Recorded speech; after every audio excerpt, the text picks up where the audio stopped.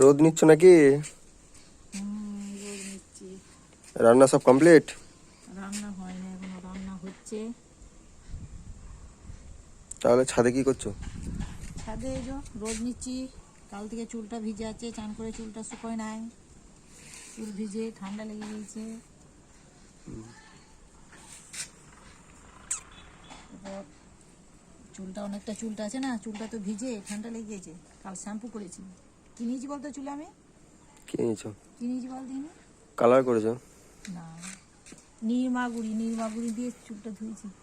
সেটা আবার কি জিনিস? নির্মা গুড়ি, সাবান গুঁড়ি দিয়ে। সাবান গুঁড়ো দিয়ে? শ্যাম্পুর থেকে আরো ভালো। চুল ওই হর হর করে চুল বেড়ে যাচ্ছে আমার। চুল দুদিনে উঠে যাবে, বারার থেকেও চুল উঠবে বেশি। তখনের দিনে নির্মা গুড়ি ছিল, সবাই নির্মা গুড়ি নিয়ে মাথা ধুতো। এখন আর নাই, আগে ছিল। এখন শুধু শ্যাম্পু দিয়ে ধোয়া হয়।